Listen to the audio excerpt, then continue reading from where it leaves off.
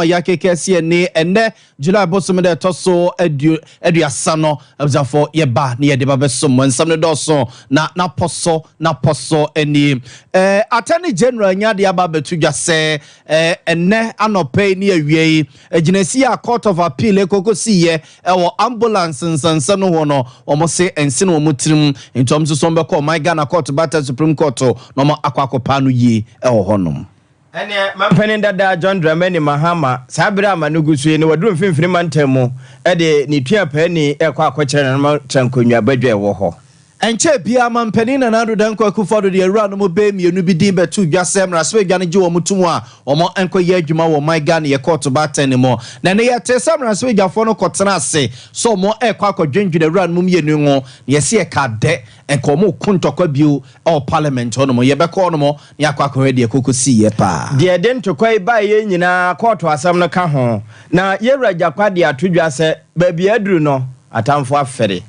na yedemo abekomra so yefie mu hono ma bio so aba betodwasa aban ye nhihye na ya twemra ntene ma ba wado o makwa kogu police ene bambo adwumane mo na namso mamanfo bi kyesa ase politics wo mu dodo na ebede ho nkomo anwumra busa se adenti na dodo na fi se sabre we enye bra wo se ye fanipa ede o mo ewura police ne soja adwumane mu ene sansam krona ho sesei emra se badwafo donkuma ne akese no wo mo twe sasemi esanse abato bredru so na aban pese wo fanipa yemfa sidama Institute of Expert Travel and Tour Limited for so peso tu kwan ai ye tu kwan ye na ye tu kwa ye adwuma ye tu kwa pe business partners na ye tu kwan so ni akwa boye ni akohoma no omo enedi ye ekọ omo bia ya ye koso 3A Herbal Center so e 3A cool capsules abegwa so akoko no etese de ekra na ase tu ama ase ahye Mizone 5G drink ni eguso a ya ye no no mo ye we ye wede no ye party epono to obia open drink abeserve amana to ni mahye woni monyamo a eye Mizone 5G no na fe 21st clinic so yakọ nom am ye siatic entire no a etwetwe ye netutu ye ne duru ba bi yadwe ye sa akwa ye duabo ne ye dutuo no ebusua om so ma boa ye edo mu fidie no mu papa no etuase ede amaye express group omo di no omo honam se omo ede etu kwan ware so yakọ ma bia ye pese ye koso so se ekosua de ye kwaye adwuma ne abusua nyina pese ko express group se galuta ganama we jove samawa egese usika soso no odi gu omo nsam wonum na ebo echi do mo bo adonte ama ye vima nwumre ba bia wo bia no yetimi aba na yaba besom wo wadwenche no nsusu obetimi de yaba be kan wo abra o kan we social media platforms awodo no nyina so oko Facebook wa Sompa 93.1 FM Sompa 93.1 FM na YouTube ye Sompa TV Ghana wadwenche no nsusu o de bia hono a yeguso a ye bekase ne mamu na abusua ye bekenkan ede amamo medene sasan na ya obo amali bia boga anwumre me ne ejapia apam dada abusafo mo ye nye brain na fe nsam no yenkoi na yenko tutu na srani abasa emfa emamo yademo hyase de free mampani na nado danko akufo ado wachima pese be maboada na tena ye na mampani na nado danko akufo ado ebunkunta kakra de akire omaye efa enwuma waye ewo my Ghana ya pruding atena ya hudonum en wache so beka so waye bi pa se aya sabia se eye suapon a ye de betete wo mo be ye adwuma ye asabia hudonum no se ye kase ye sia wono no pensi mampani na nado danko akufo ado chese waye bi pa ore sansami tudwa of lamantemo enra demra na mpanimfo ebodwa of lamantema bonten so na suapon kase a wono masi no no oma apa hontuma no ma aboma mpani na nado danko akufo ado abaso ene wo chese o my Ghana ntri odo ne ntri asaso okomfinsi mantemu a ene gomuane ne mpotamum ayasabia polyclinic wasibi ede adoma de se wo mpotamu no mo oba enkrapompude mantemu a adenta Asaiman Botiano any segene ne mpotamu nyina wasisi sa polyclinic si ebi ewo honomu a eboama yaresane a erehwe nsensem etutututu mponia okosremu soso a Tamale Teaching Hospital no kane akadia binuma na ni honomu no ene na tena ye ene mampani aso ye ahwe se akadia beboa ama yaresa ne yarehwe won sensem etumpo wo Tamale Teaching Hospital no also so de bia kwa kogu onum oba santemantam so a kesa atenaya hodo a also mo di mfidie kɔ ayasa bia wo so mo pagam de also mo sin foforo eno so omo etu ho anamo ena okofla mantam voter region so a adehye wo honum so no omo ensa aka omo de nto beka ne se adwuma de waye bi pa ayasa bia wasibi ena pomdene ho nsensem so no wode emwa pia kɔ onum a ene ye beka ne so my Ghana yakoyanim ewo yapomdene ho nsensem. Education. My administration has made notable strides in healthcare delivery. We understand that a healthy population is essential for national development, and we have invested heavily in improving healthcare infrastructure across the country. We have successfully constructed and equipped 10 polyclinics in the central region, located in the Jumako, Bisiase, Gumwa, the Urampong, Briwa, Esisunkwa, Bimpong Eja, Jambala, Mankron, Akunfode, Akunfi, Nakwa, and Gumwa Potsen. These facilities were completed and commissioned in August 28, marking an exciting step forward in regional healthcare. In the Greater Accra region, 5 polyclinics have been completed and constructed in Ogbojo, in Adentine, Asiaman, Botiano, Udumai, and Sege. These were commissioned for use in May 2019, ameliorating healthcare access in the Greater Accra region. Completed a nationwide TB case detection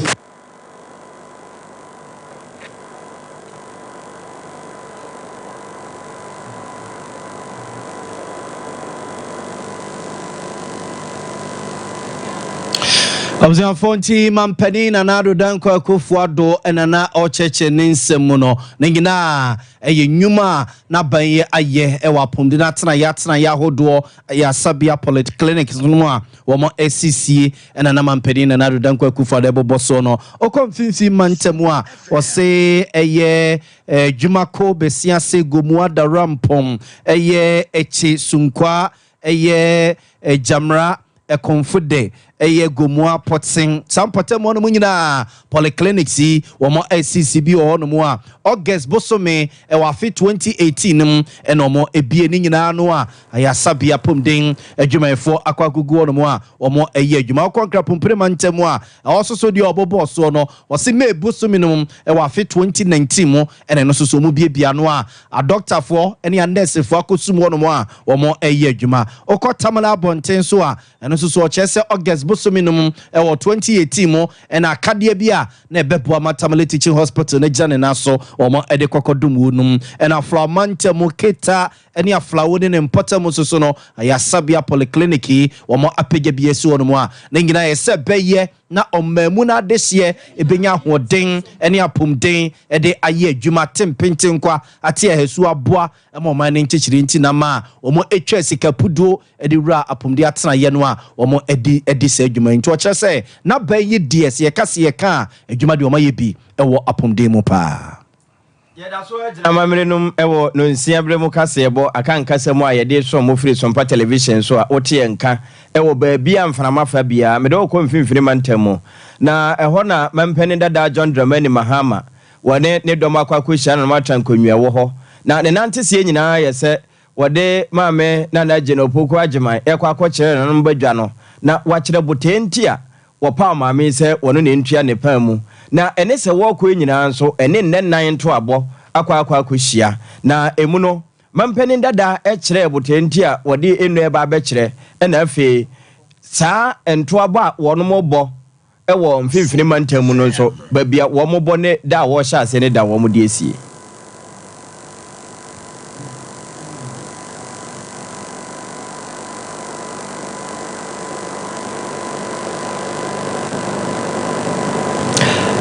na emu no mampeni dada John Dramani Mahama editu dwa se ewom se nipa ne dɔɔso de nanso se wohwɛ de ekura maami broni beka credentials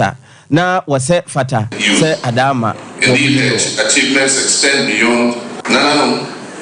My running mate, Professor Nana Jane Opoku-Agyeman's legacy is one of unquestionable dedication, excellence, and a deep commitment to the advancement of our nation. Her achievements are not just numbers of projects, they represent lives that have been transformed, opportunities that have been created, and a brighter future for countless Ghanaian youth. Indeed, her achievements extend beyond these tangible milestones. Her dedication to service, her passion for education, and her stoic, unapologetic commitment to the development of our nation makes her an exemplary leader and a worthy running mate for me. Her vision aligns with our collective aspirations for a prosperous Ghana where every citizen has the opportunity to thrive. Imagine what this illustrious daughter of our land can and will do as Vice President of this great nation of ours. She'll pay special attention to women's affairs and make our partners more empowered to support us and our families.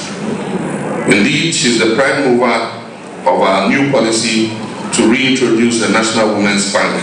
to empower women and provide them with credit that they need. We stand at the cusp of a new era. I'm confident that with Nana by my side, we'll continue to build on these foundations and create an even more prosperous Ghana. Her vision, her expertise, compassion make her the ideal partner in this journey towards progress and development. The distraction caused our country over the last almost 8 years require the best people with proven track records of achievement and accomplishments to fix. And there's no doubt about it, Ghana needs a reset, and it needs a reset urgently. There's so much work to do, and Nana and I are ready for the task. I'm confident that with her experience, intellect, and passion for education and social justice, she'll bring valuable insights and perspectives to our efforts to build the Ghana we want together.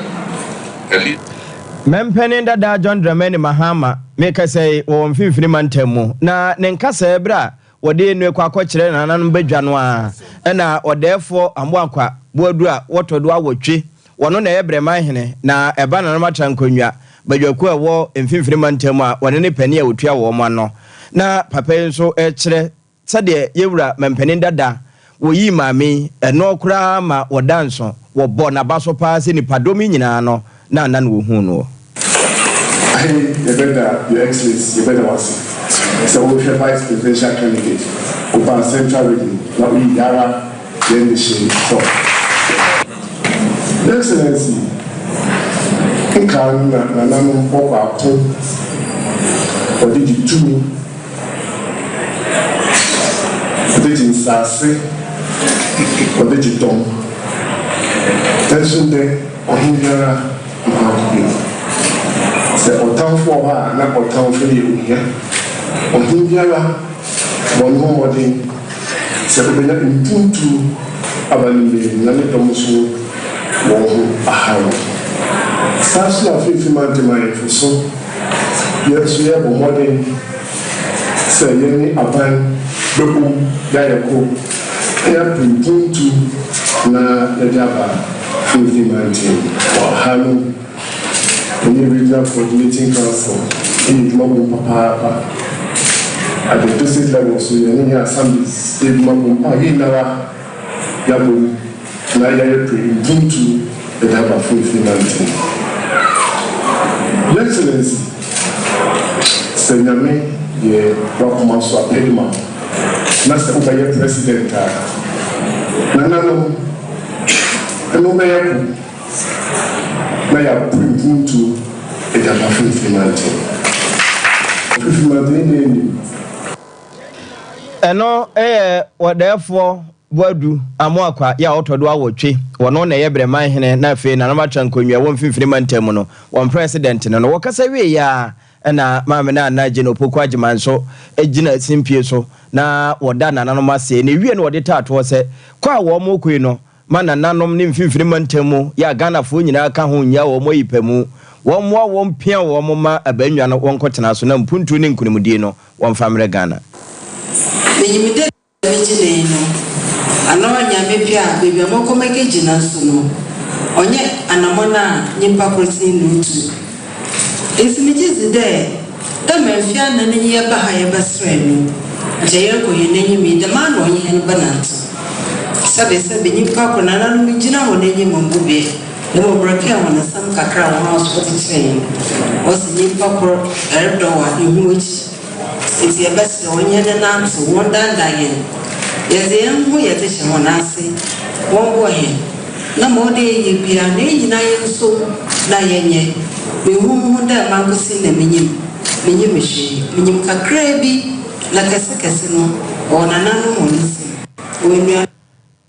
Na Genopo Quajima, any tria, Mempenida da John Dramani Mahama, Nepemu, na Wamopri Mempenia, Guanate, so was my him for San Sacro, and Sunya Mianicata. I was for the more a free mantemo yedema concrapum pedamantemo na encrapum pedamantemo yedemo chrono na just a court to them on the equaco remo monitia a monimusam so de dase ababeto jase emrasabe genia awa mrasabe gefema this year word jumaku enye nesiem abaton peso so Dr. K Salatuba Forsen mampenida da John Dramani mama pensoa no yeso afa be de echira no wese kasam no ntoto yeso wode ne sako se enkrata ne contract bi asia na wose ye koto ambulance fura bruchire ebegu omayemo na be peja yaresa na yarehwe won sensema ekwawiase ambulance na ba ye no empenifo chese omo de koye trotro kra no a enhyeda mo bia na chese oman no abokagu anu nti no osom de ne ko gina mra no na ne apututu atinga ekokoyira tinga wo court mo ewurase no na Dr. K Salatuba Force ne na lawyer for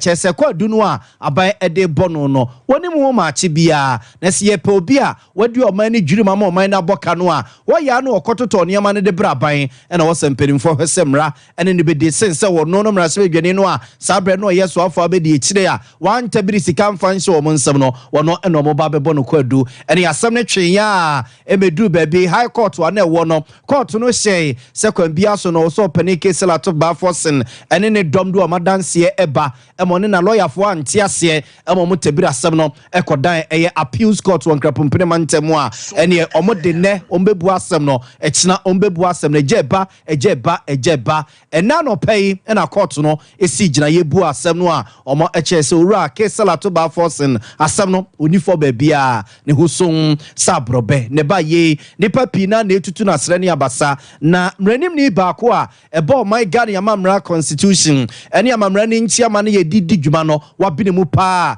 eye lawyer Stephen Insia Poku yene di nkomo no woche se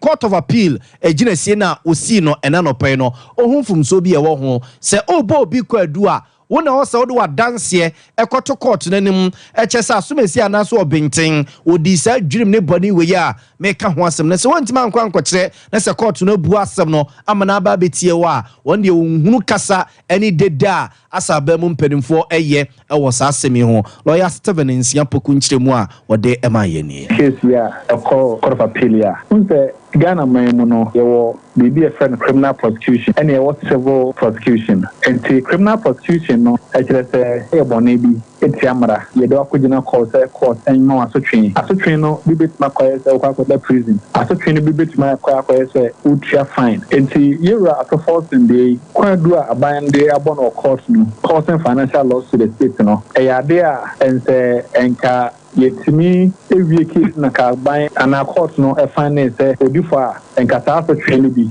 na ka obetimenya na ye constitution no na ye mra ye de eboy nyina ho ban the constitution no so obi bia obi accusing say wa commit a crime an offense bia no mra no say o innocent until proven guilty until eba no twika sema say mra no hu no say adena kwadu na ade abono no odi bem dada kopem say court beka say odi for enti no asudie no nyina wo attorney general ana ban lawyer for so bit ma prove case no se ampa kwadu na de abo your own nipa kono oye yampa na oye ya say uti mu biye ye other than the fact say nipa kono ono na yes ade we ana say ampa so yes ade no and a friend of proof beyond reasonable doubt e ko gina say nia bia nso so a enam say emra no hunu say odi pem dada ntino wo akonya say otumika say on kasa say court mbo ntino prosecution no na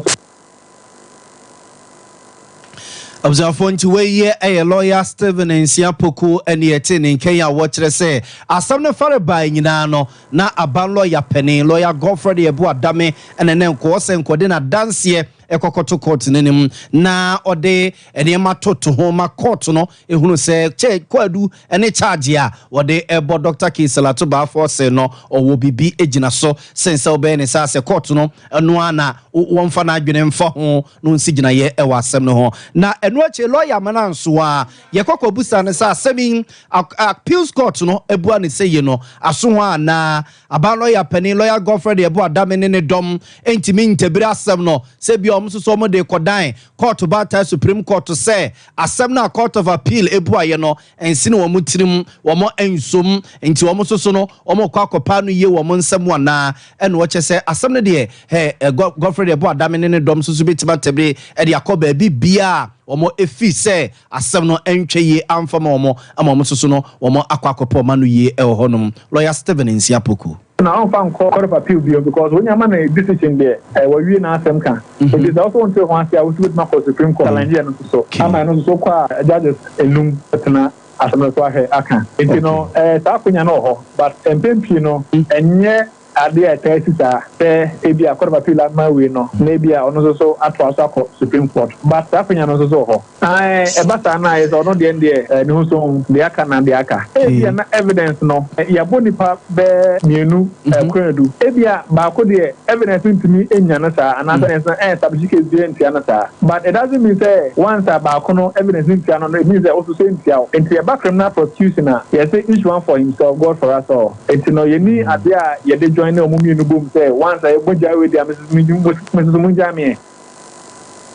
for into way a lawyer Stephen Nsiapoku ene yete nkan oye adwuma ewo Kolendi at law firm ewo enkrapompene mantemeba yamamra constitution yamamra ne nchiama no yetisem ye ba be ma cheche mu a wabene mu pa ene ne ginaya Court of Appeal si ye no na ye no edi ho enkomo no ene saa court nsemi na yewra rete jakwa ewie ya wo friends and trofo no se atamfo afede God no go shamas na waka saa semi ena wo san ka chance and trofo se titru wo no me kan bam e wo my Ghana mu no wo pese ye democracy yetimechi ne yie pa na obia ho henhan no e wo emra mu no attorney general no office ho asem ho e wo se ye niwura ho na afi ye nunum pa ye se de be ye na dan kwama bia se bi yemfa nkonkoto obi foforo bia ko mu breko a wono enya ne ho twabre na on de anya hwe emra no se de esi edie appeal no anasi ho so koto edi ama won eken na nkanye ono nko na Yura Silverstar enima na wono nso ka ho bi kane chief director ewo apomuden atena ye ho wono nso no woka ho na nso se aboa no yakase ni ti na epura na kyesase nyina apura epro sabre ya Yura to ba forcing court ne se wonko fa ne hunni saa na wono me wonsa homa no nso efo won ho adi ne nso Yura jakwase Ghana fo a moka bi ebam na emra mope na mope se ye adwuma momfa mo hwene enwurawura attorney general no office ho na etoda nya akoma bia na adwene bia ene ye de sa adibire no ehye wo mo nsa my enemies and detractors have been put to shame. Have been vindicated, and all those allegations that they level against me, trying to dent my integrity because of the conduct of the crooked Attorney General of Edami, it hasn't worked. I've been vindicated by the ruling of the appeal court. I've always said that I'm an innocent man and I'm being persecuted for political reasons. And the Court of Appeal has vindicated me on that stand that I've always been saying. Of my integrity. It's the integrity that gave me the justice. And you see, I couldn't turn my back or betray at forcing or the NDC party because I knew what this government was after. And I couldn't turn my back on the party, and I couldn't also betray at forcing. I couldn't do that because it's an innocent thing. And it didn't resonate with my conscience and the way I do my things. And that is why I did what I did. Would you say, oh, no, not at all. In fact, the appeal court based its decision purely on the evidence used before them. So their ruling was not about the court of... This is prerogative. He's the Attorney General. So you can go to the Supreme Court. And even after the Supreme Court ruling, you can still go.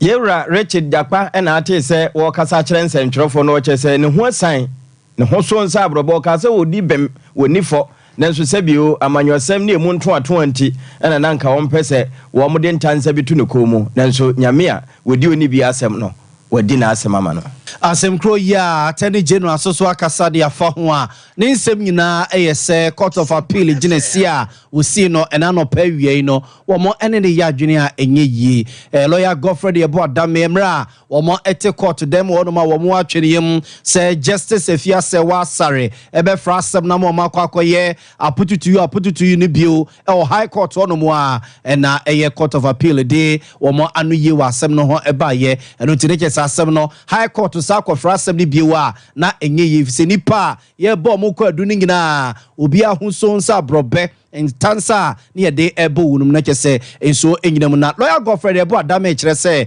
sɛ ne Court of Appeal ɛka no si esom sa ama na tena hɔ no mo de a ɛne obi di dwirim sika fo obi nsase obi ɛde sika kɔgoro bɛda mase a yɛntimi ɛmfa ne nkogina mmara no yɛntimi ɛmmɔ no kɔdo yɛntimi ɛmmɔ ne charge wɔ ho sɛ onimu bi ɛkɔba sa na ɔman ne yɛ kɔyɛ anase ɛban nti ɔmo de ɔmo sesɛ ɔmo nkrataa nyinaa frosoro hɔ Supreme Court no mo ko sesei no mo akɔkɔkɔma semo.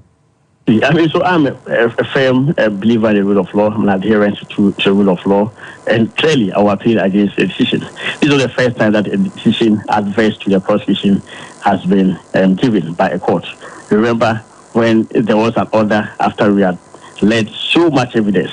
against Dr. Opini, the High Court actually ordered that we should commence de novo. What did I do? I filed an appeal to the Court of Appeal, and I was able to sustain the appeal. And so I think that is what we've done promptly in this matter. We'll file an appeal to the Supreme Court for the Supreme Court to give a definitive view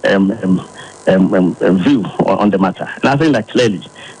this decision by the Court of Appeal is wrong, is unfair to the nation, and must not be allowed to stand. If indeed it stands, it will set a very dangerous precedent for the nation. It goes against the grain of all the authorities on causing financial loss in the country. And in my respectful view, there is no case in which financial loss has been more clearly established than this one. The financial loss established, and also as a result of the acts of the accused person here, it's so clear. You find an accused person who even profited 700,000 euros out of the 2.3 million euros that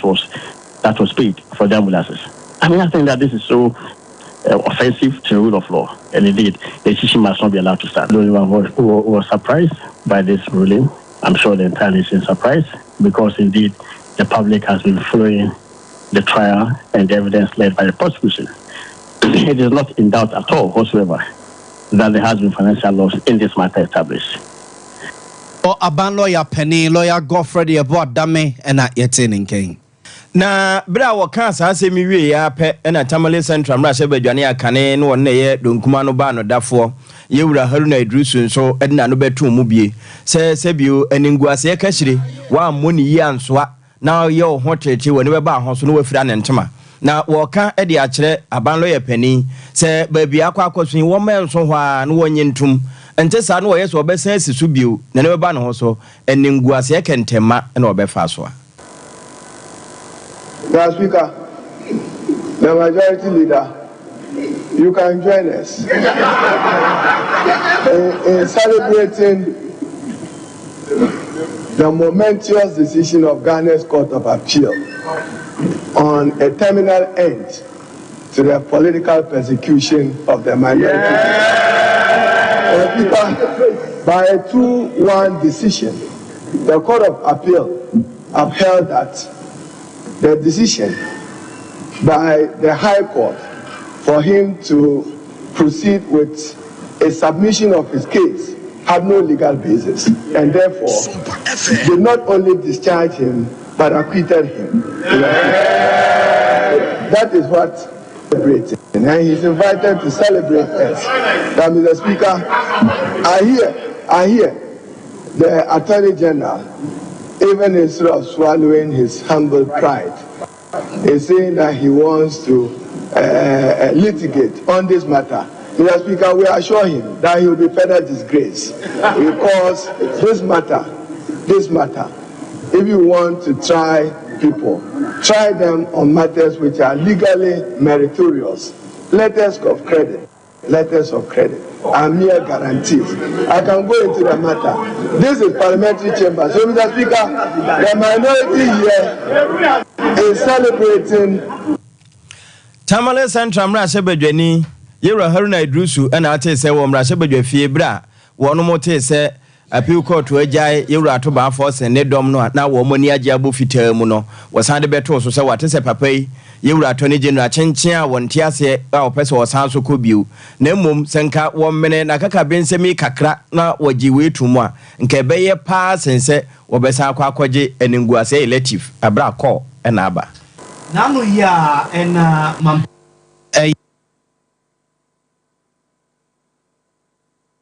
mpanimfo nhyehyɛ parliament tenase na parliament asetena omobɛkɔ no se wabo awura no mobe mienu bi din se mrasbegafo no hwɛ omo ne fi ne kekewa bi ani omo ho a omo enye wono muntum no monko ye adwuma we court batan supreme court no na ebusu awura no mienu a mampani na nado dan kwaku for the ball mo den de kodan mrasbegwa no na nhyehyɛ mu no se mrasbegafo no tenase appointment committee na kyese omo ehwɛ awura no mienu hwɛ so bi ni asem ka omo ho no ma bra boss so no efine kekawa bi ani wo mo ho a na ne omo eje omo tuma mama kwakọ yo adwuma na enemra se bedwa no MPP ne NDC for ekokosia e wo sa nipa mienu ho a na wo mo edidi nkomanso so adwede afọ mo ho na edu ba bi na ka de nenka atofo sen mama party twede adaya mama party a no na etna etire se eye chairperson no mo edisa nkomo no edu ba bi no mo fi sen hyehye a ene bra nenka wo se bia ansana omo ayesa meeting nenne wo mo eyeye no enu onom mampani na nado den kwa for the boss ani pa mienu din omo se be nan ni nenka wo se nkedi be na wo twemienu kyese ade no mo de to ema enua no ho ben a enko sorosoro bia ansana so mbe trase edi wo mo ho nkomo baba trase aba bedi nenso ene nan mu ani ena mama part ne MPP for no kyese o mo fan trikes ne frakadam kwa bi so ede aba be hye ba bia mo mede ho nkomo emedu ba bi ne kyese akwakọ e kama menka mama part de tubonkum na ato force ne de tunifa na kyese NDC mrasebja for no so no ede na mo mfimfin a edu ba bi ne kyese o se nkomo no wo mo edisie putuprum wa bra omo toa so a na ne bepiepie mu enye papa yenko emra na omo ye meeting no a edu bebe kyese kokko no huri kɔ so a na eba fom enye ye biewa a ekokɔ ye weka na weka na weka ne yenko hwe ani so ade wo mra se begafie mu. You have committed a number of sins, and I will tell you the sins that you have committed. Your first sin, you unilaterally wrote a letter to the nominees inviting them for vetting without the input of the appointment committee. That's their first sin. And I have your sins. Sin number 2, all your sins. Your sin number 2, you wrote to the nominees. Certain Wednesday 13th, Wednesday 31st, after informing them that we are waiting, Wednesday 31st without our input. Then number 3, after we met as a committee, your third sin, after we met as a committee and agreed that we will do this vetting before we are recalled, so that during the recall we will take them. You unilaterally, again, no, I'm enumerating all the sins that she's committed. A number of sins. It is that we do ties for minimum hosting ECOWAS. He has gone to drag ECOWAS meeting, which is supposed to be in Abuja, to his constituency, so that all that we have done doesn't appear to him as a good job. So he directed that the chairperson call a meeting midnight. So the members of the media, I consider this meeting as an illegal meeting to put together body on this part. I'd like to suggest that we suspend sitting, and then we'll revert back to you when we are ready. Suspend sitting, and then we engage. We are not suspending the system. Let us adjourn and let's go and have a meeting. Suspending this meeting. We will agree. We will not agree to any suspension. Look, we are not us go and have a meeting. Let's take a vote on it. Let's vote on adjournment as opposed to suspension. Honorable leader of our visitors who are here, I think we have no if we suspend, no. Fonti weye aye mama Patricia PJ mrasebedwani owo mrasebedwa fiema desia ewo eyasoko abaton pesua so se edom kese na ewo mrasebedwa fiemu no ono ene ye penimpa be de ekira oda wunu ma no ntie na de eyere ne so pa na je so mukura ne mene a wo mo ema ne nya ne ko no twabere babia ne nyina eyo mo fi se esumase ene na nka MPP mrasebedwa fo no efa na nka wo afrese ranum ne nka ma toto wo ma no eno ena atofo se ne NDC fo no no ya kutukumi omo esi omo ti kwa pai ene yeyere eba wo mrashe bedwafie opa court de achi ana afi de bedwaku nso nka wo mo kwakodi ho nkomoi eno achi no aba na hyese enche bia yewuro osana abosumi mu wo no ma ya nurse fo e wo fie na wo no mo hwe ni mu se ebefa wo mo adwumam wabɔ ho sunjutira mata asantemo bese de ebefa wo mo adwumam kwan ben so ne yefa fa wo mo adwumam adon ketwa ne so wo mo nte ase esanse ye ba beto aba aka be bo so minum ne kakra ye nti na wo mpese wo mo yesa adwuma no na adada amanfo adwene amba yakoto aba ma osono asan so aba be mia Ghana biu nti nyade a wo mbetwe na wo mo kasa asemi na honorable Eric Afo wono ne ye amanfi West mrashe bedwani wode ba beto se sansemi no abanam na no mechire mu yi pa isanse wo Eyeto mu ye no makotena fie na makopa dwuma ye. That was in the agreement the government made with these nurses and the midwives who were recruited. If they can say what the woman akra sika say offer enter the anini allowance it was home. So what you are doing here, yeah, the partner say promise our dear man. Wabo a man eka ayatadian. I couldn't be an opportunity for almost 3-4 years, 5 years. So why you are not setting up this right? And then the informal say Macrano final school we are also school pianica. The able to be over employed. Let you all these years. Why employing them? Ewe ya na ebadon kese no mu a enya so otu mra se bedwani ye radma ku kisi nso de ba beto so se chinefo de ese ya odonkuma no se ya de bia bebo Ghana no na wo ma hyede tutumutuo na se no kure se abato afidru na ye fanipa ewo adwuma mu dia na 2012 ebisi sa na 2016 ansa na ebeto abanso ebisi na de wo he na ye fa wo mu a se bi wo mu ntua onka se ebat na ehwe esika asem so a wa kra bibia awie ya aka se nipa be empem dunum ye fa wo mu adwuma mu minority some na nyamo the Inter-American sana say omni ekra twi omdi e court say aban efa nkofo egu security service na me wi asemen say that say ye for obi adwuma na obi so say da bi da me emfa na adwuma we are ye sign extend the way to health so almost da bi nti I don't know, politics, we opposition, you have to be a responsible opposition. Now, so far, no, I don't think that the NDC up to this responsible opposition because me say, yeah, man, now, moya aware employment rate the conform. Now, modi court say, I didn't hear frank or for a dream. Fairness, for so our mobile boy, Yapomudi who buy, and so. Most boy Montia said, na asem that obusion for over 15,000 at some Mumbai Matne since 2020. Yeah, the former Monty Bida. We aya so to mra se bedwani ye wradoma ku kisi na ate ne na ebabadwaku a wono hwe apomuden so mra se bedwafi a waka ho bi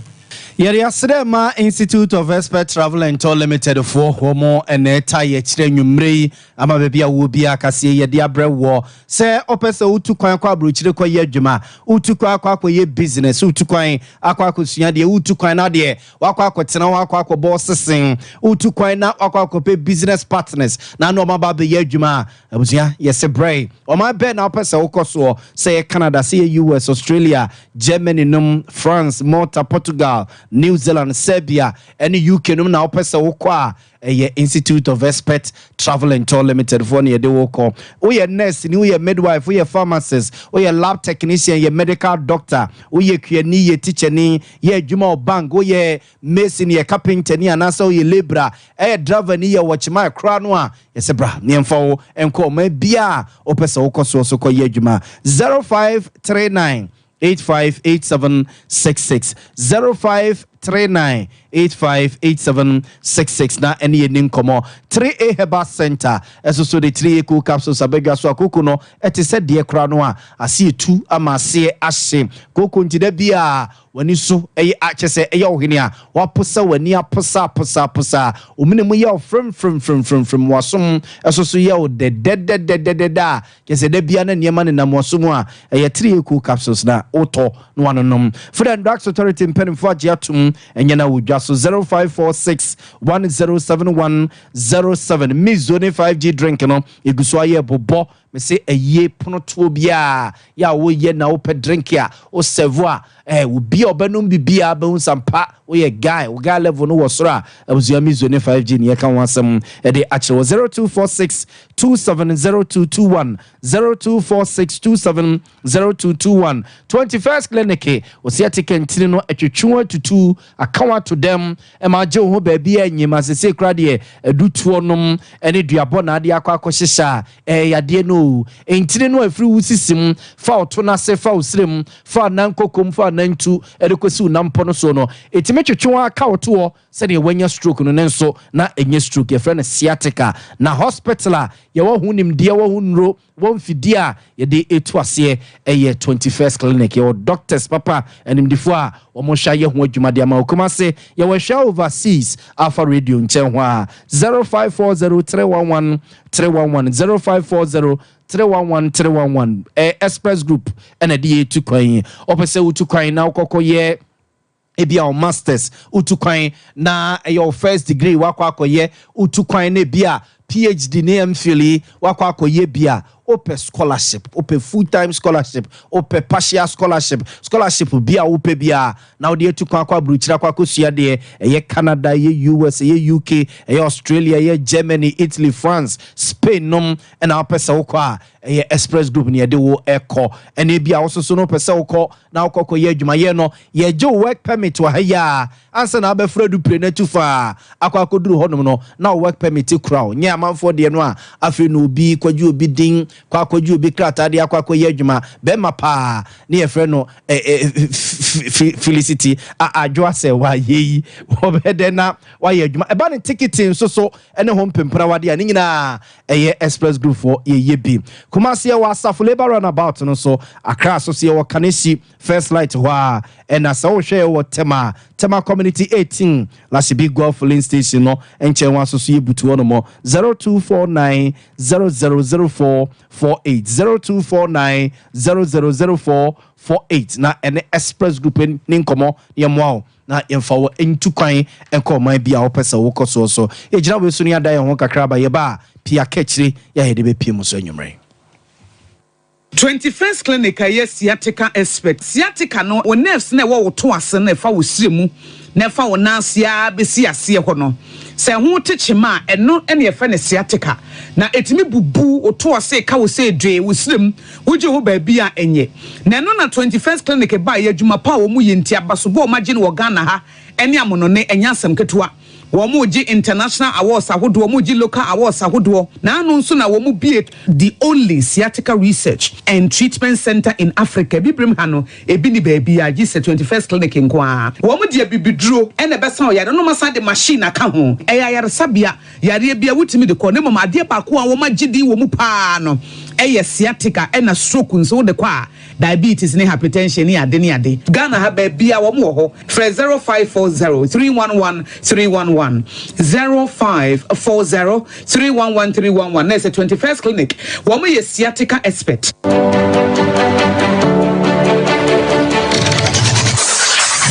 Introducing Mixer 5G Sparkling Drink, a whole new refreshment in a can. Mixer 5G is a tasty non-alcoholic drink. It is a perfect companion for all your events, including parties, weddings, and funerals. It is made with green tea, ginseng, guarana, grapes, and grapefruit. Get refreshed with Mixer 5G Sparkling Drink. For bulk purchases, contact 0246 270 221. This advert is FDA approved.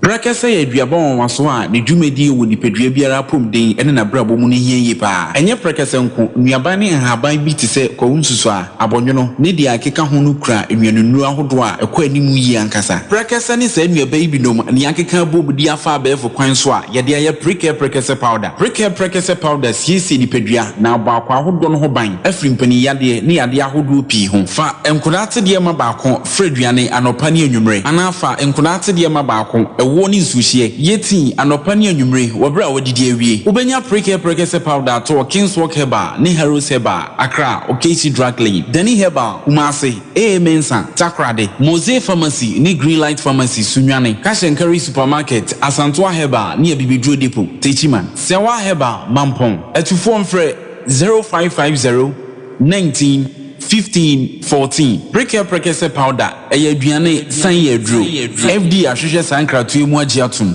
hey sewa me hu acho me na no me bisa ekra so kwa brochu Kwaku afeina me beko me nkrata krani hey eni me ma connection man for den kofo sika aduane ne wanya otedi mu sa no oh Express Group Adarumenti akwentu ayefo opese otu kwan kosua dia Express Group do be call mind be to say Canada, US, Australia, UK and Germany say a tour na se visiting so Express Group do be call Dubai, Canada, US, Australia and Germany mo am pese motu kwan koye adwuma nso obetimi de wako Dubai, Qatar and South Korea. If you also want to take international tests like SAT, IELTS, TOEFL, GRE, GMAT, they can help you pass easily. They can also help you secure a good job in the UK. You should make sure Kwan Kumasi Asafo Labor roundabout Hwa Accra and so Omo Carnation First Light Tema Omo Community 18 Lashabi Girl Filling Station. From Omo Macho for ISO 055 555 0067 and 0249 000448. Here in Ghana, when it comes to chicken, the good old days are back. Why? Because Boris Beef's Chicken, BBC, is here. Yep, give your family and loved ones Boris Beef's Chicken. Fresh, tasty, delicious. Boris Beef's Chicken is produced right here in Ghana by our cherished poultry farmers with support from the Ministry of Agric. Get whole frozen chicken, gizzard, chicken feet, chicken neck, and chicken liver for those special family meals, buffets, picnics, funerals, and all restaurants. Get Boris Beef's Chicken. It's halal, so everybody can enjoy. Wherever you are, call Boris Beef's Farms hotline 0544 444 53. Ask for our branch that is closest to you and come get your chicken. Boris Beef's Chicken, BBC, proudly a Fiakoko.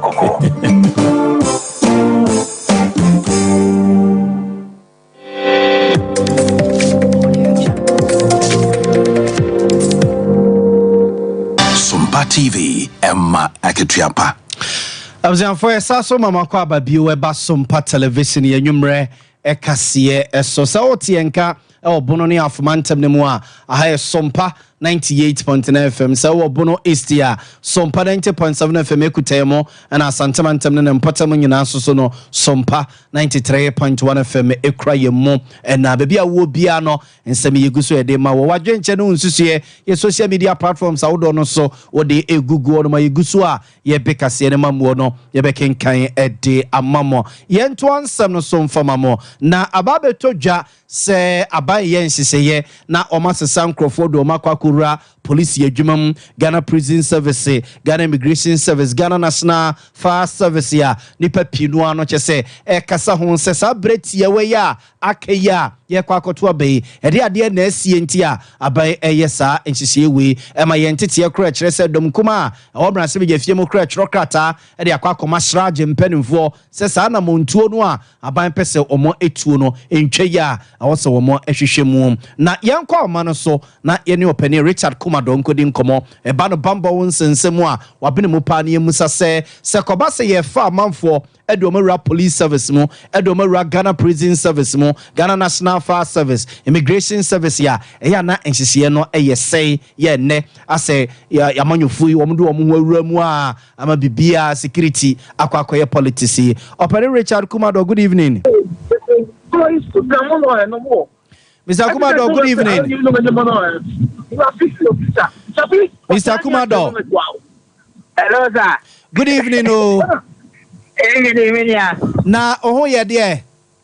Bacha. Yeda erade ase. Ye busa se ekoba se ye fa amanfo Edomera Police Service mo Ghana Prison Service Immigration ne other security agencies no a eya na enhyehye ne ye say na ye politicians as a bibia o mo de ye politics say no. Normally ni ye ni say na the problem but approach ni ye wrong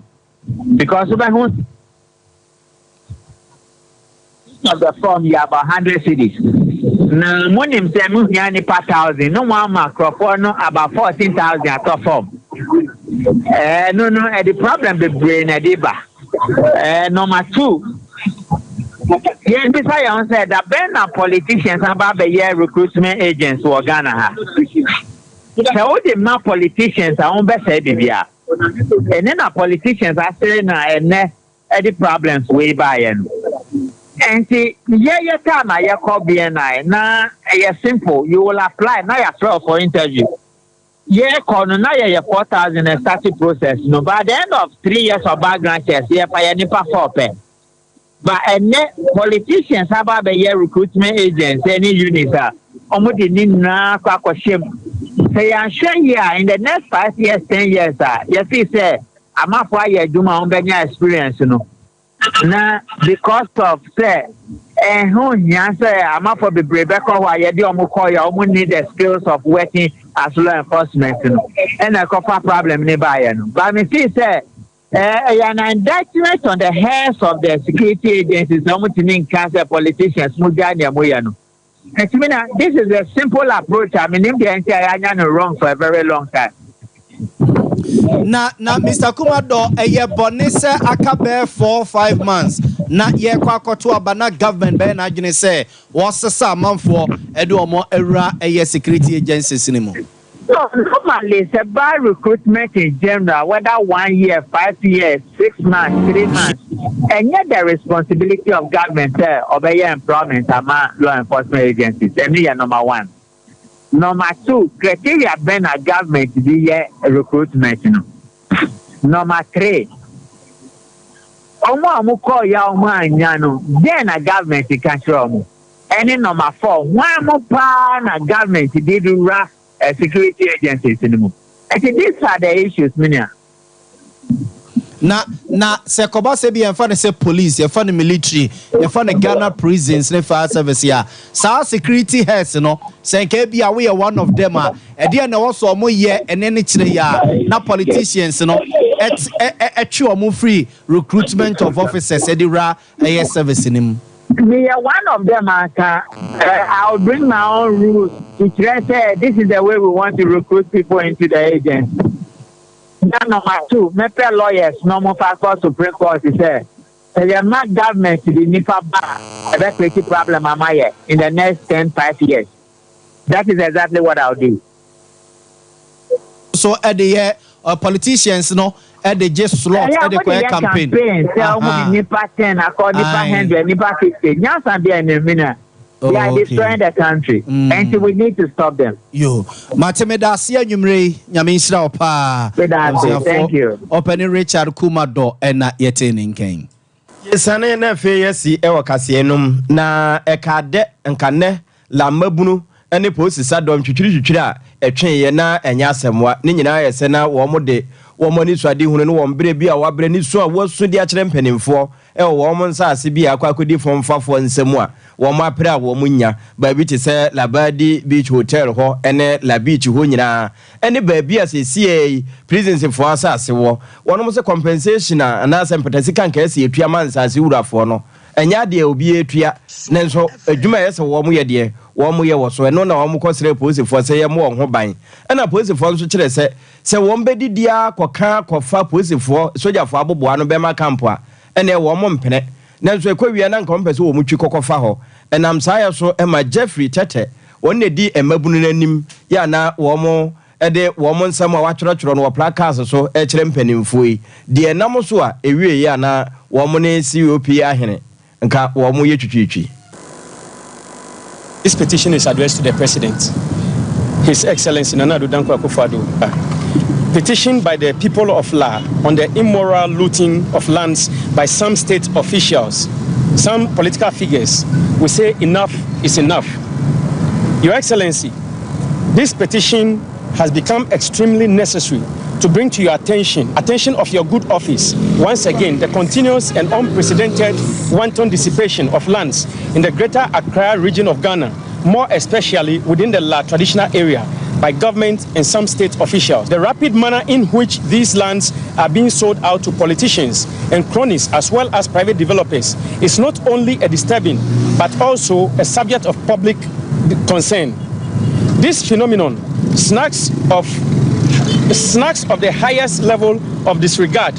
from the government for the traditional authorities under whose jurisdiction these lands are located, more especially the chiefs of La. Your Excellency,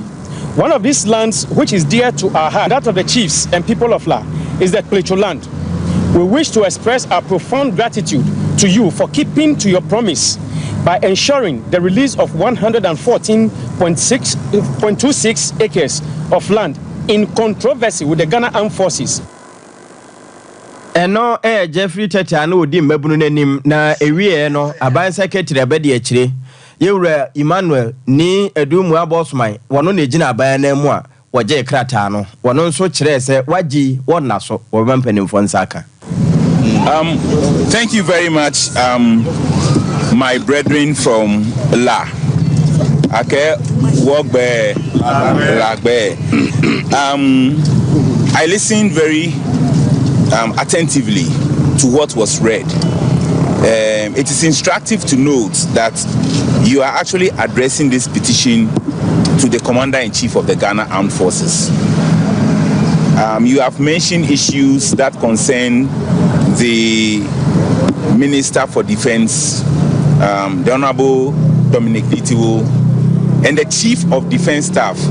is not a Brigadier General, he's a Lieutenant General. Thank you, sir. Upon paper. I would relay these messages to the President. If the President has given a directive or an order, it is to be implemented as he has directed. So I'll draw his attention. I cannot stand here and purport to say I know the details of it, but the President has just returned from Gomwa. He's in there. I'll take this straight to him, and what needs to be done, I am sure, will be addressed. Papai Obano Harriet Oponche Mantenom Warm Office ho Chief of Staff ho na Odine Juma one na yabedi akire one nso energy nkrata out say woka akpe egbe onu ane che say wagye e bedroom penimfo anim abuzafo ye nyina we so na enwumre nsamo e papa no de babesom no yemfam nsi na yensore e makofori na pamfo nsum emfa asem mpeni padwumadi entwaso emfa emmamo